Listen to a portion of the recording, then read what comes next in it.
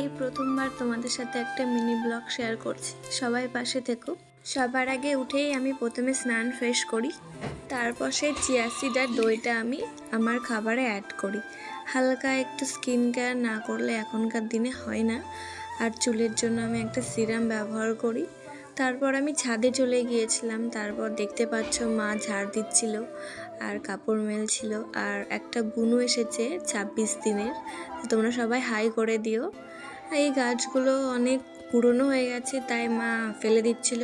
এই স্থলপদ্ম গাছে চৈত্র মাস হয়ে গেছে, এখনো পর্যন্ত কলি ধরছে, তবে ফুল ধরছে না। তারপর স্ট্রবেরিটাও দেখতে পাচ্ছ এখনো পর্যন্ত কোলে ধরে আছে। তারপর ফুলগুলো তোমরা দেখতে পাচ্ছ, খুব সুন্দর সুন্দর ফুল ফুটেছে আমার বাগানে। তারপর আমি একটু নিচে চলে গেছিলাম, তারপর মা একটু কিছু করে দেয়, তারপর খাওয়া হয়। সকালে কিন্তু আমি খুব হালকা খাবার খাই। আর তোমাদেরকে বলতে ভুলে গেছি, আমি কিন্তু ভেজিটেরিয়ান, আমি সম্পূর্ণ ভেজ খাবার খাই। আর কোন শাড়িটা ভালো লাগছে আমাকে কমেন্ট করো, কোন কালারটা বেশি ভালো লাগছে। তারপরে আমার পুচকু একটা কাকার মেয়ে চলে এসেছিলো। তারপর দুপুর তো হয়ে গেছিলো, তাই আমি লাঞ্চটা সেরে ফেলেছি আমার নিরামিষ খাবার দিয়ে। তারপর আমার দই না বসালে ঠিক হয় না, আমি প্রত্যেক দিন দই বসাই, কারণ আমাকে চিয়া সিডের সাথে দই খেতে হয়। তো ভালো থেকো সবাই।